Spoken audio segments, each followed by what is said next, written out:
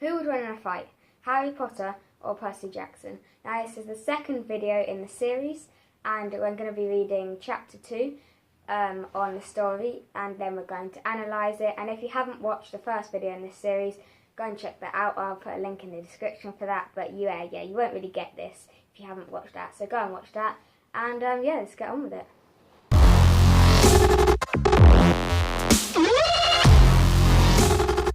So chapter 2 is from Harry's perspective, and yeah, chapter 1 was from Percy's perspective, so now it's Harry, and that's how the chapters sort of work. So, Harry apparated atop a large mound, a hill really, formed out of dirt and boulders. Ascending it would require careful footing. It would be tricky, uncertain, to be atop if it afforded a great advantage.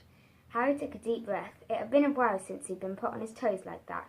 From the woods came the soft crunch of feet on pine needles, and out came his opponent, a proud, muscular boy. He wore an orange shirt and carried a magic sword of bronze. So that's Percy. Harry levelled his wand at the young man. Obviously his weapon could deflect magical attacks, so he would have to be quick. Deleterious. A beam of white light cut its way through the air. The boy caught the blast in his sword, deflecting it to the side. Harry concentrated and doubled the beam's intensity. The power he had to produce made his ears buzz. Anything for discussion there? Not really. One thing I would say is, what is deleterious? I don't know. I've never heard it. Yeah, Is that like a cutting spell? Yeah, it's probably in one of the books we've read in Harry Potter, but we just can't remember it. Yeah. Yeah, the young man in the orange shirt had other problems. The force of the energy drove him back several steps. He was using both hands to keep his blade from nearing his face. He sunk to one knee and pushed hard. Harry snarled, pouring on the pressure. So far, Harry's obviously winning here.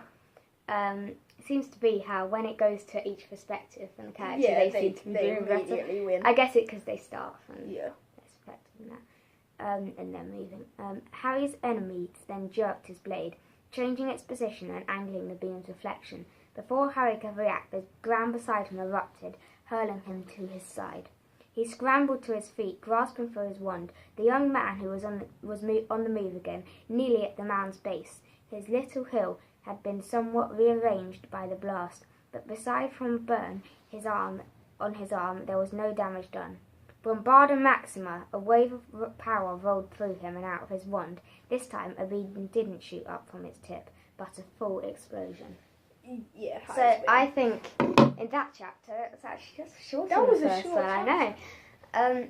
But that one, Harry is definitely winning. Yeah. There wasn't much of Percy, but the fact that he had to get down to his knee, and in the first chapter, it was Harry that was more being like having to win for away, carry away. Did Bombarda Maxima hit Percy? I don't know. I think he was injured somehow, but that'll be in the third chapter, obviously, next video. And yeah, I don't think there's actually that much to discuss. It's quite obviously that Harry was winning, And in the first chapter, it's obvious that Percy was winning. And yeah, I mean, Percy, of course, can't apparate. Yeah. But by this point, he is quite injured. So, yeah. Yeah. Have we got anything to discuss? I don't want an episode of 2, so no. No. Okay. So, yeah, we've basically just read you the story. But, yeah, we'll have much more to discuss in chapter 3, I think, because we've already read it, and it is much better.